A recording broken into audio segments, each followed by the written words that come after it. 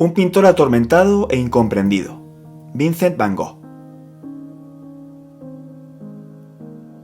Vincent Willem van Gogh fue un excepcional pintor neerlandés, el cual fue uno de los principales exponentes del postimpresionismo. A lo largo de su vida pintó unos 800 cuadros, entre ellos 43 autorretratos y 148 acuarelas, y realizó más de 1600 dibujos. Una de las figuras centrales de su vida sería su hermano Theo, marchante de arte en París, que le prestó apoyo financiero de manera continua y desinteresada. La calidad de su obra fue reconocida solo después de su muerte, en una exposición retrospectiva en 1890, considerándose en la actualidad uno de los grandes maestros de la historia de la pintura. Influiría grandemente en el arte del siglo XX, especialmente entre los expresionistas alemanes y los fauvistas como Matisse, Derain, Vlaminck y Kees van Dogen. ¿Cuáles fueron los aspectos más relevantes de su personalidad? ¿Por qué crees que no tuvo el reconocimiento que se merecía en vida? Quédate con nosotros para conocer todos los detalles de este pintor excelso y único en la historia del arte.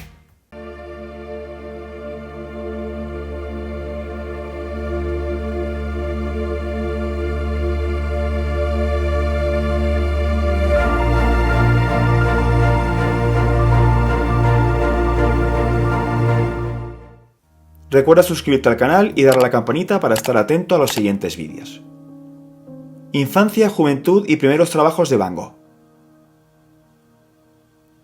Vincent nació en la aldea de Groot Zundert, cerca de Breda, Holanda, el 30 de marzo de 1853. Era hijo de un austero y humilde pastor protestante neerlandés, llamado Theodorus, y de su mujer Anna Cornelia.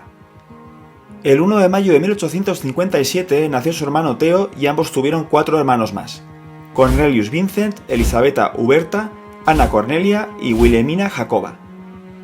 Durante la infancia acudió a la escuela de manera discontinua e irregular, pues sus padres le enviaron a diferentes internados. El primero de ellos fue en Zevenbergen, en 1864, donde estudió francés y alemán. 2 años después se matriculó en la escuela secundaria HBS Koning Willem II, en Tilburg, y vivió con la familia Hannig en la calle Sint-Annaplein 1819, y permaneció allí hasta que dejó los estudios de manera definitiva a los 15 años. Desde muy joven, Vincent mostró un carácter difícil y un temperamento fuerte. Tras abandonar los estudios y después de un año en Zundert, Van Gogh empezó a trabajar en 1869, a la edad de 16 años como aprendiz en Goupil & Co., más tarde conocida como Bussot & Valadon, una importante compañía internacional de comercio de arte en La Haya de la que su tío Vincent fue socio. 4 años después fue trasladado a Londres para suministrar obras de arte a los comercios del lugar y fue allí donde tuvo un primer contacto con Eugenia, hija de Ursula Loyer, patrona de la pensión donde se hospedó. Se enamoró de ella, pero la chica estaba comprometida y lo rechazó. En 1874, un año después de su estancia en Londres, pasó las vacaciones en familia en Helvoet y confesó su malestar por el rechazo sufrido por Eugenia. Vivió aislado, leyendo libros religiosos y perdiendo el interés por su trabajo. En mayo de 1875 fue destinado a París, donde creció su amor por el arte.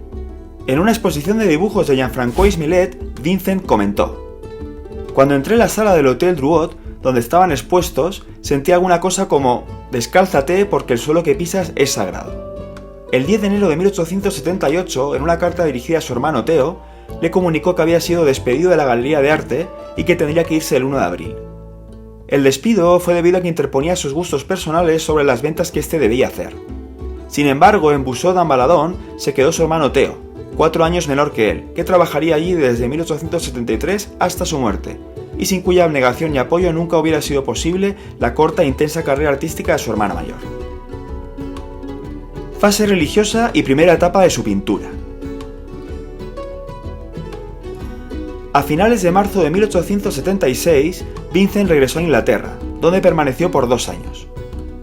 Por aquel tiempo, Van Gogh aumentó su fanatismo religioso. Le entusiasmaba la lectura de la Biblia y la imitación de Cristo de Thomas de Kempis.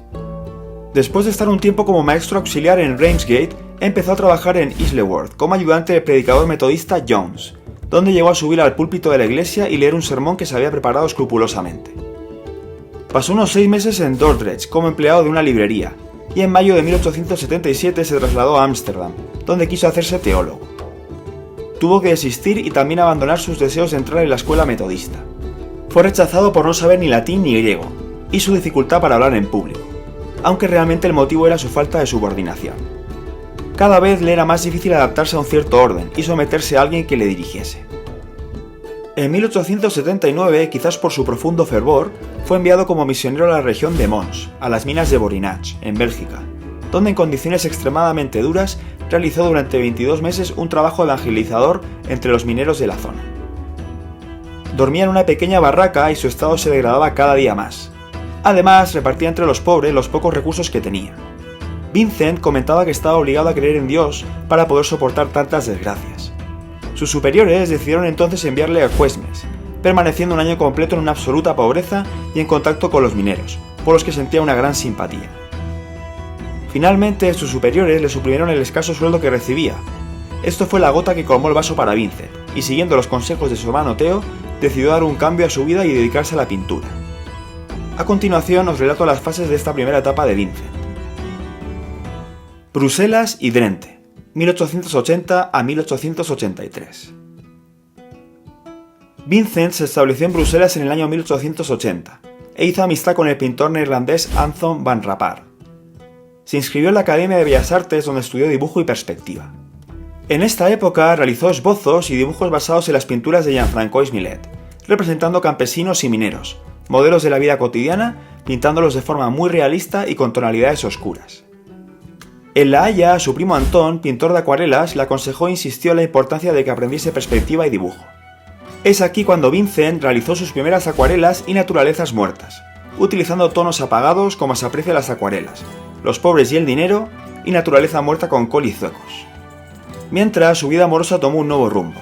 Desesperado tras el segundo rechazo recibido por su prima Key, o quizá por compasión, Vincent recogió de la calle a Klasina Maria Hornig, una prostituta alcohólica, embarazada y con una hija, con la que vivió durante un año. Tanto la madre como la hija le sirvieron de modelo para sus siguientes obras. Concluida esta relación con Sien, se trasladó a Drenthe, al norte de los Países Bajos, donde permaneció durante 3 meses y pintó temas paisajistas en pintura al óleo, en los que se puede apreciar la diferencia con los dibujos realizados anteriormente. Como Vincent quería plasmar todos los detalles, realizó los óleos con trazos gruesos y pinceladas espesas. Es en esta temporada cuando Van Gogh sintió más que nunca la soledad. En las cartas dirigidas a su hermano, le insistía en que abandonara su trabajo de marchante y que siguiese el camino de la pintura. En diciembre de 1883 regresó nuevamente a la casa paterna, esta vez en Nuenen, donde el padre había sido trasladado. Nuenen y Amberes, 1883 a 1885. En Nuenen fue bien recibido por su familia, que le acondicionó una habitación como taller, donde realizó obras como el jardín rectoral en Nuenen en primavera. En este periodo se dedicó a dibujar y pintar el trabajo de los telares. Coincidió con un amigo suyo, Anton van Rappard, al que había conocido en Bruselas y que había venido a pasar unos días en Nuenen. Los dos juntos estudiaron y pintaron a los tejedores rurales. En la pintura El tejedor en el telar, de mayo de 1884, Vincent expresa la dureza y el esfuerzo de este oficio, pero también la dignidad del personaje. Aquí Van Gogh demuestra la solidaridad y su identificación con el protagonista, intentando representar el ideal de una sociedad libre de la industrialización y hace una alabanza al trabajo artesanal. El 26 de marzo de 1885 muere de forma repentina el padre de Vincent. Las disputas por la herencia entre su madre y sus hermanas hicieron que se marchase de su casa para irse a vivir a un lugar más amplio que le ofreció un sacristán de la Iglesia Católica. Este suceso fue considerado como una ofensa para su familia, ya que eran protestantes. Durante la primavera de 1885 pintó la que se considera una de sus grandes obras tempranas, Los comedores de patatas. Hasta entonces sus esfuerzos se habían centrado siempre en la representación de una figura, pero en esta obra se encontró con la dificultad de tener que coordinar 5 personajes y conseguir relacionarlos.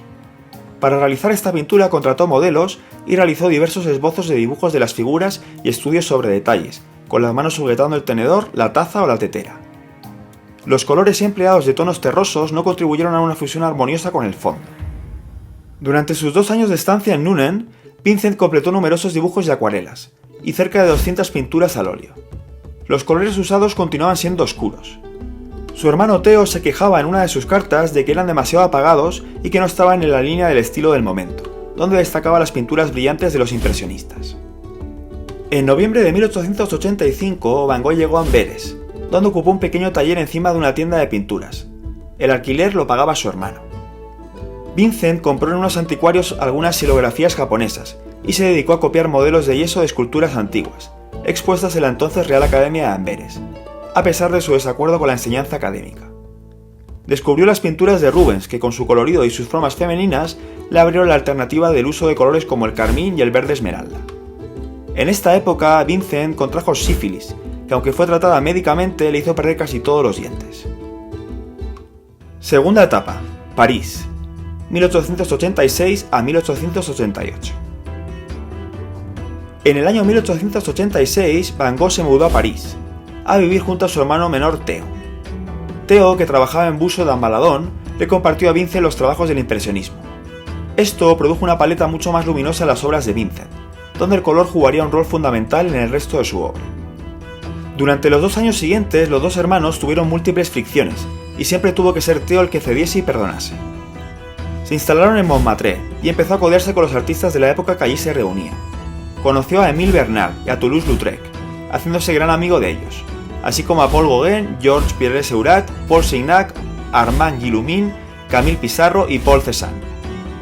Van Gogh, como muchos pintores de la época, admiraba el arte japonés de Hokusai, Hiroshige y Utamaro. Prueba de ello son las réplicas que realizó de grabados japoneses y algunas pinturas suyas que reproducen ese país de modo escenográfico.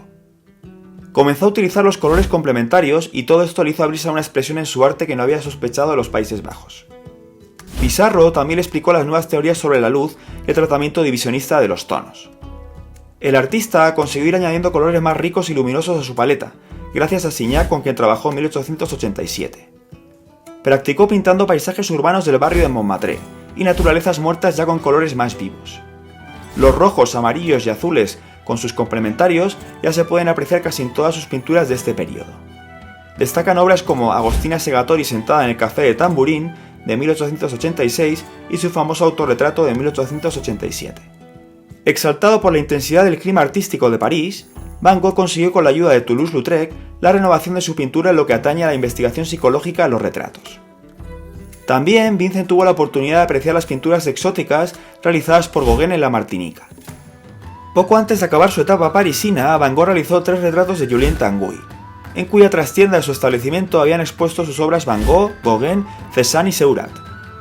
Este retrato se considera la obra representativa de su etapa parisina. Con una presentación frontal es una imagen de una estructura simple que contrasta con el fondo decorado con estampas japonesas. Vincent estaba dispuesto a realizar su sueño mediterráneo en busca de la luz cegadora de la Provenza, con la explosión de la naturaleza y los colores puros, colores que había estudiado en su colección de estampas japonesas. Fue un periodo muy fértil en el que su arte se inclinó hacia el impresionismo, pero por otro lado la absenta y la fatiga mental agravaron su condición física. Tercera etapa, Arles, 1888 a 1890. El 21 de febrero de 1888 Van Gogh llega a Arles, en el sur de Francia. Pintaba todo lo que veía, como huerto en el Flor con vistas de Arles, y ya no necesitaba estampas japonesas, como él mismo reconoció en una carta dirigida a su hermano. Aquí no me hace falta para nada el arte japonés, porque me imagino estar en el Japón y nada más necesito abrir los ojos y ver lo que tengo delante. Sus primeros cuadros en Arles fueron típicamente japoneses. La pintura Melocotonero en flor es una obra representativa de estos momentos realizada en marzo de 1888. Vincent pintó la naturaleza de los alrededores, los campos de trigo, los pantanos del delta del Ródano y el canal del sur de Arles, el cual reflejó en diversas obras, como el puente de Langlois. Durante este periodo empezó a utilizar las pinceladas ondulantes y los amarillos, verdes y azules intensos que caracterizan su obra pictórica de los últimos tiempos.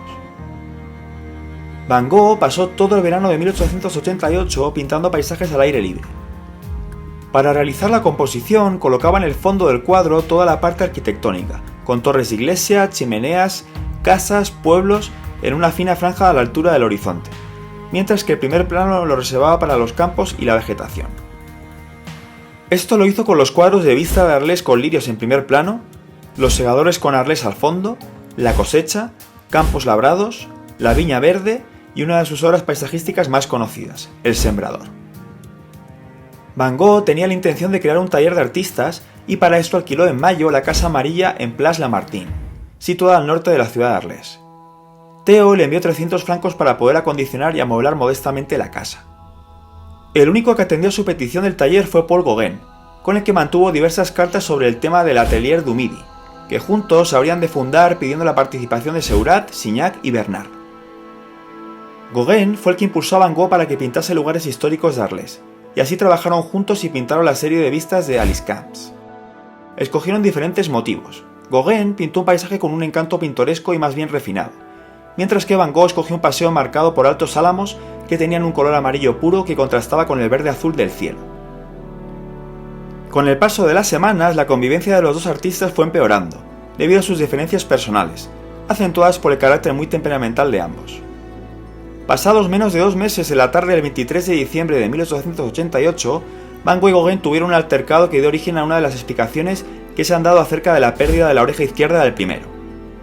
Gauguin declaró a la policía que la pérdida del apéndice auditivo se habría debido a una autolesión.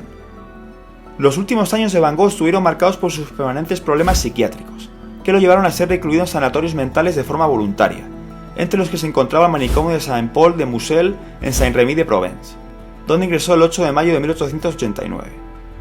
Cuando no quería pasear por temor a sufrir una crisis, pintaba cuadros de interior como jarrón con lirios.